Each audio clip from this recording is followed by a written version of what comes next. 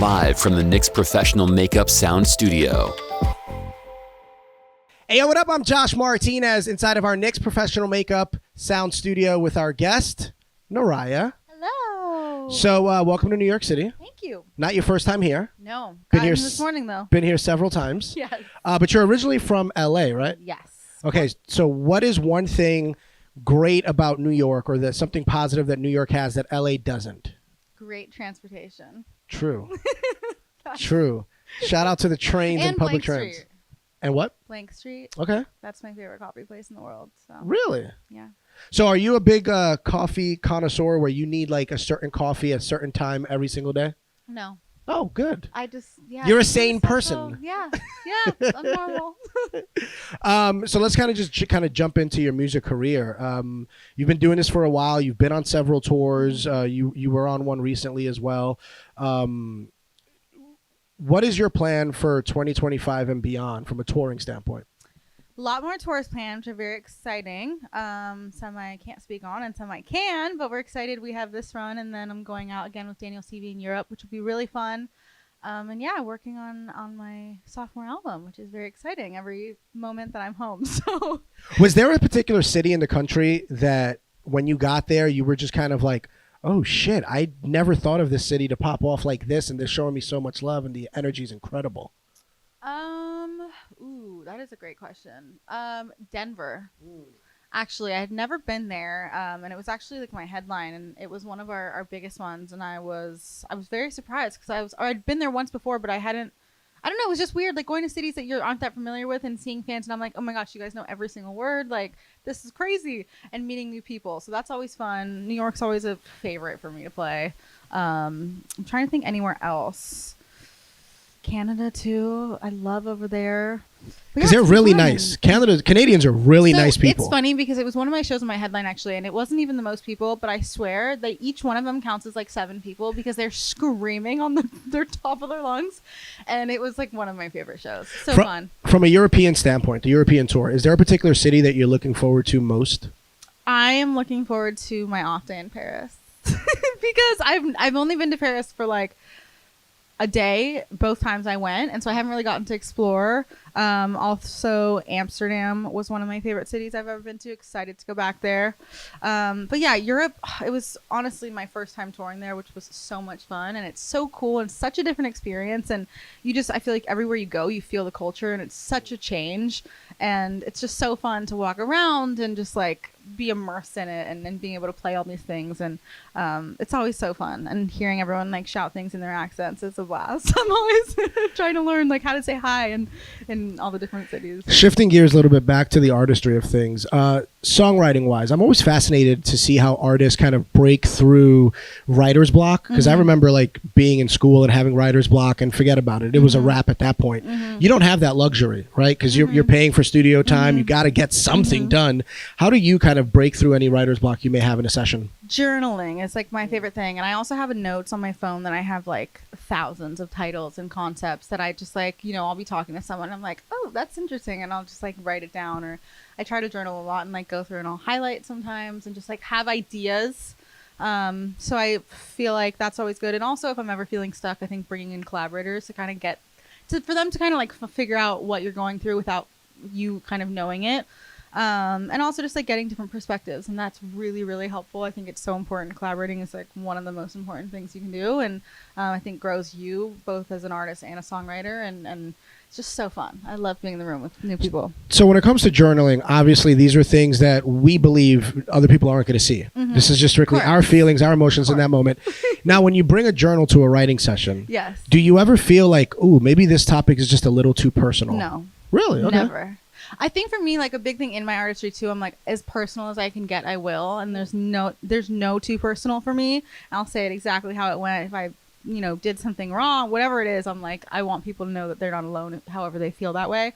So yeah, like I'll even show, like, so I'm like, okay, here, read this. Like, what can we get out of this? But yeah, I think that's like the best part of it. And sometimes like before, I think it's always good, like the morning up to like read past journals, or like, have an idea in your head, and then that morning like jot down 3 pages that I learned from the Artist Way, actually, that was really helpful to just like get your creative juices going again.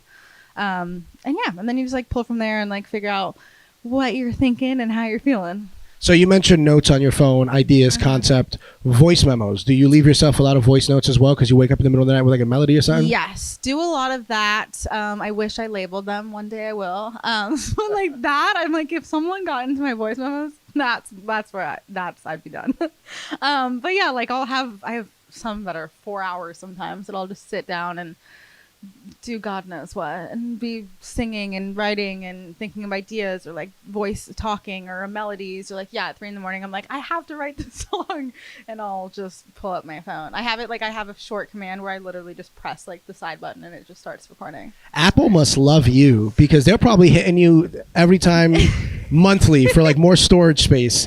Yeah, voice memos don't take that much storage. Girl, you just said like 4 hours. That is... But voice memos, they're not that bad. My problem is like when I record sessions, because sometimes I'll record videos of like me writing the songs.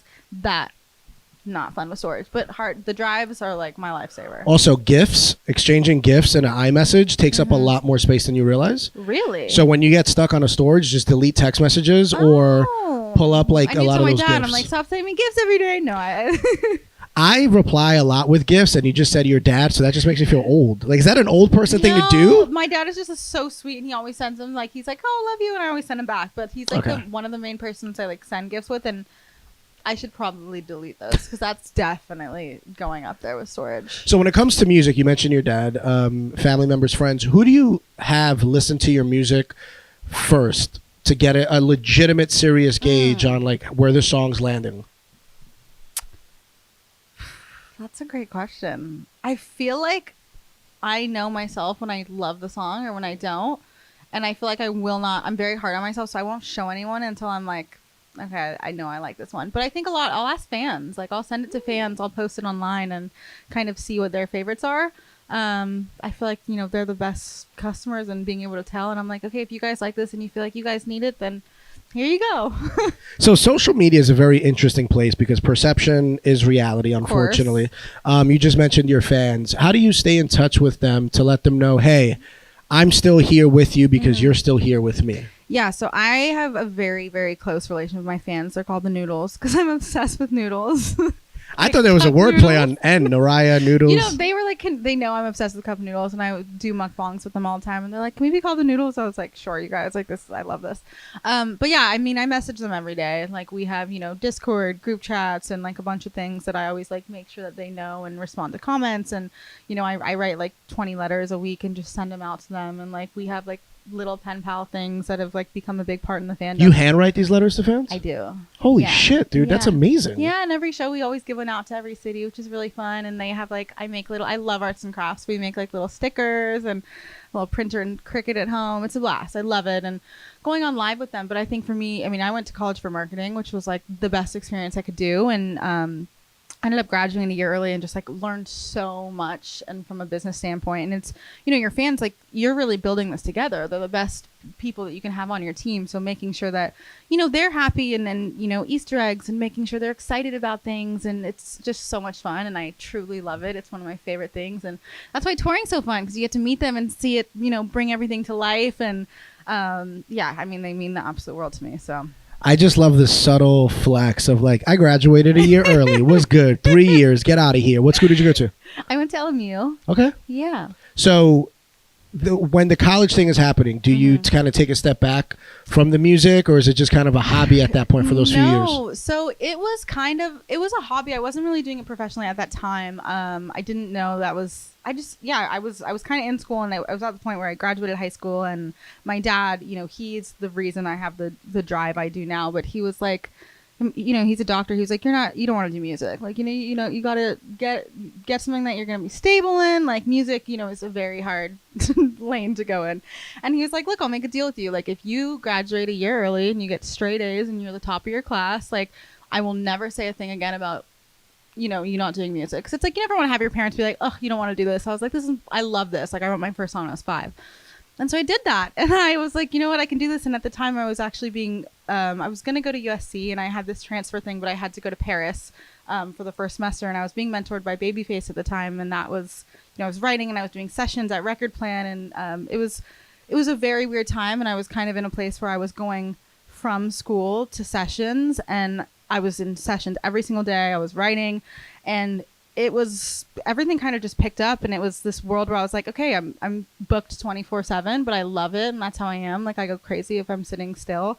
So that just like became a big part of me, and I loved it. And I feel like if anything, it made me realize what I wanted to do. And in college, I was making presentations of like my first EP, and like showing teachers and like trying to figure it out that way. So it was really fun. And like I had sent that to Spotify like at first, and they had, you know, gotten me my first like editorial playlist when I had like no team. I was completely independent, and yeah, it's been so much fun. But I think like you have to love what you do, and you have to work harder than every single person that you know, and realize that like you have to do that and enjoy doing that.